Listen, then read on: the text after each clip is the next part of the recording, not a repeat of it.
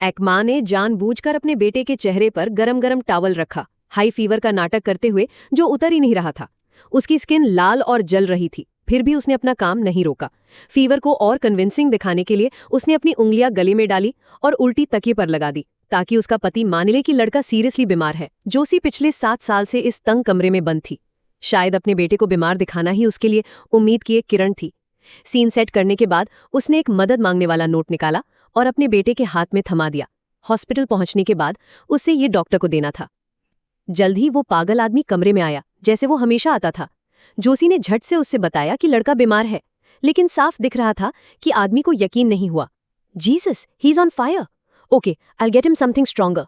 But he is 5, he is dehydrated, he has a fever. Joshi पूरी तरह से टूट गई।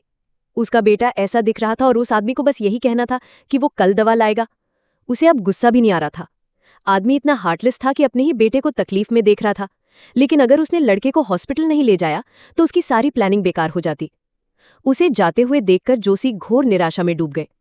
उसने इस आदमी की क्रूरता को कम आंका था, लेकिन अब जब भागने का ख्याल उसके दिमाग में घर कर गया था, जोशी हार मानने वाली नहीं थी।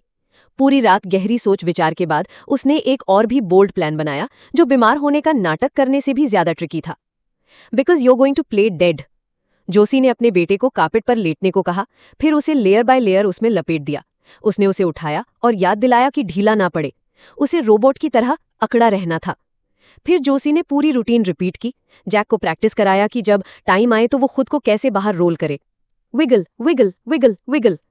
बेटे के थककर गिरने की कगार पर होने के बावजूद जोशी ने उसे बार बार प्रैक्टिस करने के लिए पुश किया, क्योंकि वो जानती थी कि यही उनके बाहर निकलने का एकमात्र मौका था।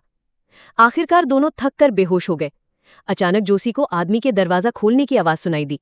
वो अंदर आ रहा था। जल्द ही उसने महारत से जैक को वापस रग में लपेट दिया। Antibiotics? What are you doing? He got worse in the night. आदमी ने एक बार के लिए थोड़ा सा पछतावा दिखाया। वो जैक को आखिरी बार देखने के लिए पास गया, भले ही वो बस अलविदा कहने के लिए था। No, can't believe you, can't stay here anymore. Body के सड़ने और बदबू मारने की चिंता में आदमी ने जल्दी से लपेटे हुए कार्पेट को उठाया। उसे दफनाने की जगह ढूंढने का प्लान था। जिस पल वो जैक के साथ निकला, जोशी का दिल हलक में आ गया। उसने कल्पना भी नहीं की थी कि अगर उसका बेटा बाहर नहीं निकल पाया तो क्या हो सकता है।